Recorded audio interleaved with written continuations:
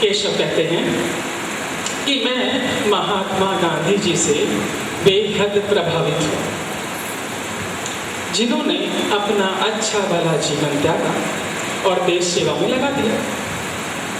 आज भी लोग उनकी तस्वीर को देखकर श्रद्धा से झूम जाते हैं।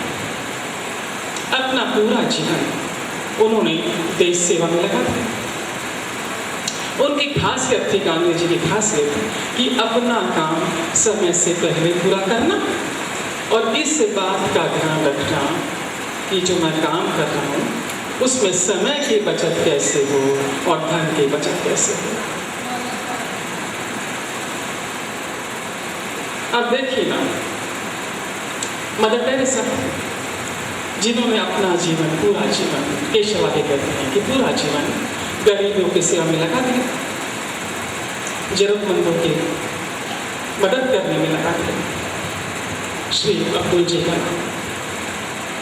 जो कि टेक्नोलॉजी में होशियार थे, जिनका सपना था भारत देश को आत्मनिर्भर बनाना।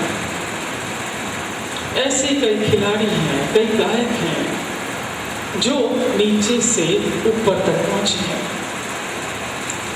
केशव कहते हैं कि जब मैं ऐसे उच्च व्यक्तित्व के लोगों की जीवनी पढ़ता हूँ कि मुझे उनके जो उच्च व्यक्तित्व के लोग हैं, इनकी जीवनी मुझे पढ़ना अच्छा लगता है। और जब मैं इनकी जीवनी पढ़ता हूँ मुझे भीतर से हलचल होती है और मुझे कुछ न कुछ सीखने मिलता है और मेरा मन उनके प्रति श्रद्धा और आदर से भर उठता है। जब मैंने इतने सारे उच्च व्यक्तित्व के लोगों की जीवनी पढ़ी, केशव कहते हैं, सारे के सारे लोगों में मैंने एक समानता देखी कि ये लोग जो भी काम करते थे अपने अपने क्षेत्र में मेहनत तो करते थे, अपना पूरा एफर्ट भी डालते थे, पर उनकी खासियत थी कि ये लोग अपने काम से प्रेम बहुत करते थे। इनके विशेषता थी, सारे लोगों में समानता थी कि जो भी कार्य करते थे अपने काम से प्रेम बहुत करते थे। केशव कहते हैं कि जब मैं ये बात सोच रहा था, मेरे दिमाग में एक बात और आई कि सही है, मैं जब भी बैंक जाता हूँ मैं ऐसे व्यक्ति से ही अपना काम करवाना पसंद करता हूँ जो ग्राहकों का आगे बढ़कर काम पूरा करके देते हैं और प्रेम से करके देते हैं। ऐसे ही सब्जी वाले से सब्जी खरीदना पसंद करता हूँ जो अपनी सब्जियाँ साफ पानी से धोकर अपनी टोकरी में करीने से रखते हैं और मुस्कुराते हुए सही तोल के साथ बेचते हैं ग्राहकों को। मैं ऐसे ही योगा इंस्ट्रक्टर से, योगा टीचर से योगा सीखना चाहता हूँ जो अपनी विद्यार्थी की अतिरिक्त केयर करते हैं, शांति से सिखाते हैं, मन से सिखाते हैं। ये जो अपने काम में थोड़ा सा अतिरिक्त भरते हैं, प्यार, यही चीजें उन्हें ऊंचाई पर ले जाती है। केशव कहते हैं कि तब ऐसी अवस्था में मेरे भीतर प्रश्न है कि यदि मुझे भी ऊंचाई पर पहुंचना है, इतिहास रचना है, तो मुझे भी अपने काम से प्रेम करना होगा। और जब मैं अपने काम से प्रेम करूंगा तो मैं न तो बोर होऊंगा अपने काम से, न मैं अपने काम की शिकायत करूंगा। मैंने ऐसे उच्च व्यक्तित्व के लोगों के बारे में जब पढ़ा, वो लिखते हैं कि या तो वो काम करो जिसे आप पसंद करते हैं, या आप जो काम कर रहे हैं उसे पसंद करना सीखो, तभी आप जीवन में आगे बढ़ सकते हैं। बस मेरा छोटा सा फलसफा केशव कहते हैं कि जो काम मैं करता हूँ बड़े प्रेम के साथ करता हूँ, समय से पहले करता हूँ, इसलिए मैं आज एक सुंदर, स्वस्थ, सफल जीवन जी रहा हूँ। मुझे लगता है 400-500 लोगों की गैदरिंग होगी यहाँ पर, और 4-5 जनों ने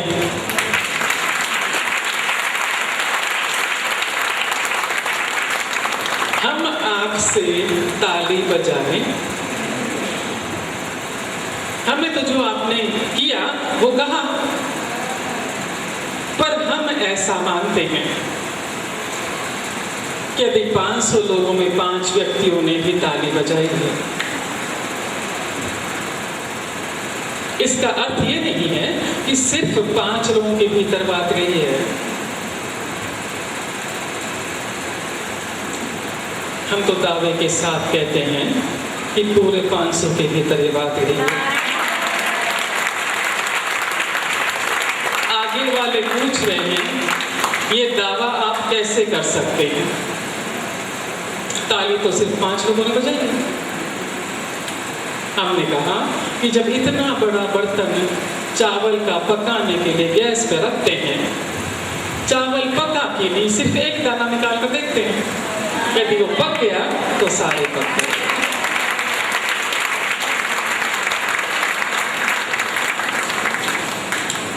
हमने देखा कि जब प्रोग्राम होते हैं बाहर, यहाँ पे तो सत्संग चल रहा है, जब बाहर प्रोग्राम होता है बार-बार वो अनाउंसर कहता है ताली बजाओ, ताली बजाओ, ताली बजाओ, ताली बजाओ। शायद उसका ये भाव होता होगा कि जब आप ताली बजाते हैं तो जो परफॉर्म कर रहा है उसके भीतर उत्साह आता है, वो इंकरेजमेंट के लिए आपसे कहता है। पर दूसरा पहलू भी आपको बता दें कि ताली बजाने के आपको क्या बेनिफिट मिलते हैं। एक तो हुआ कि जिसके लिए ताली बजा रहे हैं उसका उत्साह बढ़ता है, जैसे मेरे लिए 5 जनों ने ताली बजाई, मेरा उत्साह बढ़ गया। पर आपको क्या बेनिफिट मिलता है जब आप ताली बजाते हैं? आपने सुना है कि एक्यूप्रेशर पॉइंट दबते हैं, आप और स्वस्थ और स्वस्थ और स्वस्थ होते हैं। दूसरा, आप जब ताली बजाते हैं आपकी भाग्य रेखाएं बदलती हैं।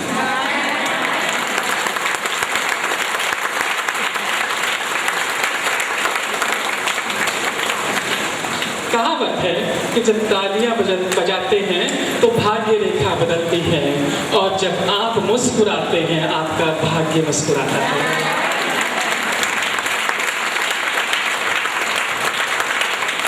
तीसरा, जब आप ताली बजाते हैं, इसलिए बारंबार आपको बोल रहे हैं कि मेरे 2 अध्याय बाकी है, तब ताली बजा देना। हाँ।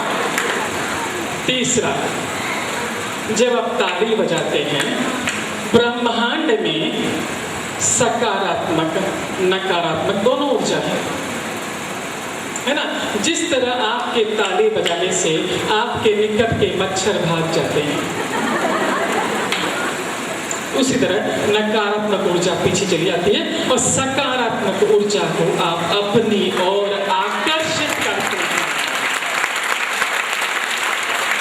धन्यवाद, धन्यवाद, धन्यवाद।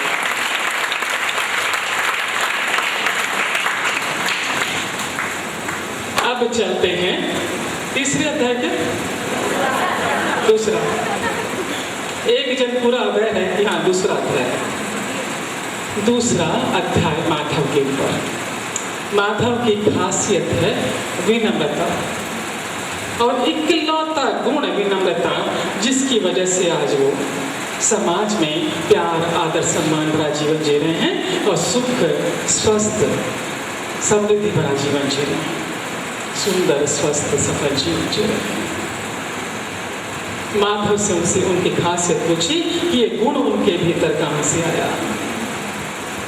माधव कहते हैं कि अक्सर मुझे अपने ऑफिस स्टाफ या दोस्तों से या परिवार के सदस्यों से कॉम्प्लीमेंट मिलता है कि तुम तो बहुत स्मार्ट दिख रहे हो, और मेरा जवाब होता है कि मैं तो हमेशा से स्मार्ट दिखता हूँ। और कभी कभार जिसने मुझे कॉम्प्लीमेंट दिया है कि तुम स्मार्ट लग रहे हो, उसे धन्यवाद कर देता। एक दिन मैं बैठा बैठा सोच रहा था, मुझे एहसास हुआ कि जब मुझे कोई कॉम्प्लीमेंट देता है कि तुम बहुत स्मार्ट लग रहे हो, और जवाब में जब मैं उनसे ऐसा कहता हूँ कि मैं तो हमेशा स्मार्ट दिखता हूँ, ऐसी अवस्था में मेरे भीतर गर्व का भाव भरा होता है, ईगो का भाव भरा होता है। और जब किसी ने कहा कि स्मार्ट दिख रहे हो, और मेरा जवाब होता है धन्यवाद, ऐसी अवस्था में मेरे भीतर आभार का भाव होता है। आगे कहते हैं श्रीनाथ कि पहले मेरा स्वभाव था कि मैं अपने स्टाफ को या अपने परिवार के सदस्य को कोई काम बताकर जाता कि काम तुम्हें इस तरीके से करना है और इतने समय के भीतर इसे पूरा कर लेना है। और जब मैं देखता कि उस काम में कोई गलती हुई है, वो चाहे मेरा स्टाफ हो, चाहे परिवार का सदस्य हो, भाई हो, बहन हो, पत्नी, बच्चे, कोई गलती हुई है या जो समय मैंने दिया है उस समय के भीतर काम पूरा नहीं हुआ है, मैं उस पर क्रोध करता, चीखता, चिल्लाता, उसकी आलोचना करता, उसकी हंसी उड़ाता। ये सारा मैं कुछ कर लेता, क्रोध करना, चिल्लाना, चीखना। पर जब थोड़ी देर बाद मुझे अपनी गलती का एहसास होता, मैं माफी मांगने, सॉरी बोलने जाता, उससे माफी मांगता, पर मैं देखता कि तब तक तो उसका वो बेचारा तो बेहद हर्ट हो चुका होता था, उसका मूड अपसेट हो चुका होता था, उसका उत्साह खत्म हो चुका था। ये सारी चीजें उसके व्यवहार से मुझे पता चलती। धीरे धीरे मुझे ये एहसास हुआ कि यदि सामने वाला गलती करता है तो जब उसे गलती का एहसास होता है तो बेचारा वो पहले से ही घबराया हुआ होता है, और ऐसी अवस्था में मेरा क्रोध करना, चीखना, चिल्लाना, आलोचना करना, हंसी उड़ाना, ये तो उसे और तकलीफ देगा, परिस्थितियां और बिगड़ेगी। और जब मुझे इस बात का एहसास हुआ कि मुझे इतना क्रोध, इतनी आलोचना नहीं करनी चाहिए, मैंने अपने स्वभाव को, अपने व्यवहार को बदलने की ठानी। मैं धीरे धीरे जो गलतियां मुझसे होती जा रही थी उन्हें मैं अपने आप में भीतर ही भीतर समेट कर कैसे मुझे सुधार लाना है, इस प्रक्रिया को करता जा रहा था। अभी कल की बात लीजिए, माधव कहते हैं, अभी कल की बात है कि मैं अपनी दुकान के कैश काउंटर पर बैठा हुआ था। दुकान में आते जाते लोगों को देख रहा था, रास्ते से आते जाते लोगों को देख रहा था। मैंने देखा कि एक व्यक्ति ने मेरी दुकान में प्रवेश किया और मेरे स्टाफ से बात करने लगा। मैं देख रहा था कि मेरा स्टाफ जिस तरीके से उससे बात कर रहा था वो मुझे सही नहीं लग रहा था, उसकी बॉडी लैंग्वेज देखकर। और जो वो व्यक्ति हमारी दुकान में आया था, जब वो वापस जा रहा था उसके चेहरे पर निराशा थी। ये सारा कुछ देखकर मुझे अच्छा नहीं लगा। उस व्यक्ति के जाने के बाद मैंने अपने स्टाफ को अपने नजदीक बुलाया, पूछा कि व्यक्ति क्यों आया था। स्टाफ ने बताया कि वो व्यक्ति कुछ सामान बदलने के लिए आया था। ऐसा सामान जो था तो हमारी ही दुकान का, पर किसी और व्यक्ति ने खरीदा था और खरीद कर इस व्यक्ति को उपहार स्वरूप दिया था। अब ये उस वस्तु को बदलना चाहता है, और जिस व्यक्ति ने दुकान से वस्तु खरीदी थी हमसे ये वायदा लिया था कि यदि हमें ये नहीं समझ में आएगा तो हम इसको बदलने के लिए लाएंगे। और स्टाफ ने वादा किया था कि 10 दिन के भीतर यदि सामान ले आते हो, वो सामान इंटैक्ट है, तब हम आपको बदल कर देंगे। अब सामान इंटैक्ट था, शर्तों के मुताबिक था, 2-3 दिन हुए थे, पर सिर्फ खरीदा किसी और ने था, लेकर कोई और आया था। और मेरे स्टाफ ने मना कर दिया कि हम सामान बदल कर नहीं देंगे। माधव कहते हैं, यदि मेरा व्यवहार पहले जैसा होता तो मैं अगेंस्ट पर क्रोध करता, चिल्लाता कि जब हमने कमिटमेंट दिया है कि सामान आपका आएगा, इंटैक्ट होगा, हम बदल कर देंगे, तुमने बदल कर क्यों नहीं दिया?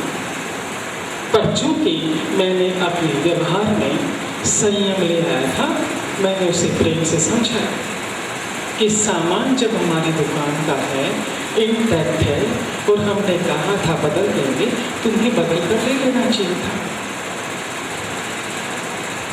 मैंने जब उसे प्रेम से कहा, उसने भी गलती मानी कि सर मुझसे गलती हो गई, मैं भविष्य में इस चीज का ध्यान रखूंगा। माधव आगे कहते हैं कि मैंने देखा कि 10 मिनट बाद वही व्यक्ति वापस दुकान में आया, वापस मिन्नत करने लगा मेरे स्टाफ से कि सामान को बदल के दे दीजिए। और इस बार मैंने देखा मेरे स्टाफ ने मुस्कुराकर उसका स्वागत किया और कुछ ही क्षणों में सामान भी बदल कर दे दिया। जब वो व्यक्ति वापस जा रहा था, उसके चेहरे पर खुशी और संतुष्टि के भाव थे, और मेरे स्टाफ के चेहरे पर भी खुशी और संतुष्टि के भाव थे। ये सारा कुछ देखकर मुझे भी अच्छा लगा।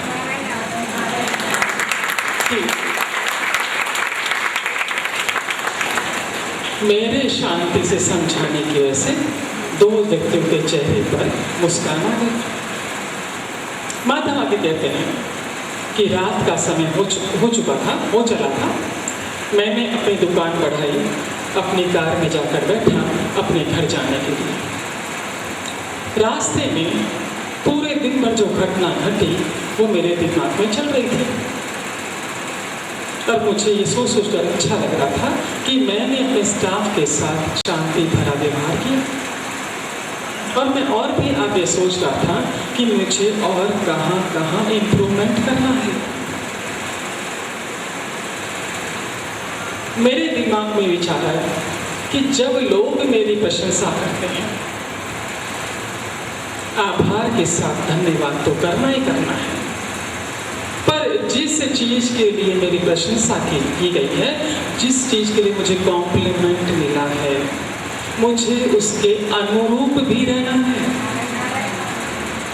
यदि किसी कार्य के लिए, किसी गुण विशेष के लिए मेरी प्रशंसा की गई है, मुझे कॉम्प्लीमेंट मिला है, तो मुझे उस पर कायम रहना है। अपनी सुधार प्रक्रिया में मैंने एक चीज और सीखी कि जब कोई मेरी आलोचना करता है, बजाय बुरा मानने के मुझे उससे कुछ शिक्षा लेनी है। साथ ही साथ मैंने ये भी देखा कि जब मेरा स्टाफ, मैंने करना शुरू किया कि जब मेरा स्टाफ, चाहे मेरा ऑफिस बॉय, मेरे समय पर गरम गरम कॉफ़ी लेकर आता है, मुझे उसका भी धन्यवाद करना है, उसकी भी प्रशंसा करनी है। या मेरा सेल्स ऑफिसर कोई बड़ा ऑर्डर लेकर आता है, उसकी प्रशंसा करनी है, तुरंत करनी है, मन से करनी है, क्योंकि ये चीज़ें उसके भीतर उत्साह भर देती है। माधव कहते हैं कि ये थ्योरी मैं सिर्फ अपने ऑफिस स्टाफ पर ही अपनाता हूँ, ऐसा नहीं है। अपने परिवार के सदस्यों के साथ भी मैं ऐसा ही करता हूँ। यदि मेरे भाई बहन या मेरी पत्नी ने, बच्चों ने कुछ अच्छा कार्य किया है, मैं इसे नोटिस करता हूँ, उनको अप्रिशिएट करता हूँ। मैंने देखा कि ऐसा करके मुझे भी अच्छा लगता है, उन्हें भी, सुनने वाले को भी अच्छा लगता है, और उनके भीतर उत्साह बढ़ता है। और धीरे धीरे ये चीज़ें मेरे भीतर सिस्टम में चली गई, और उसी की वजह से आज मैं एक सुंदर स्वस्थ सफल जीवन जिए।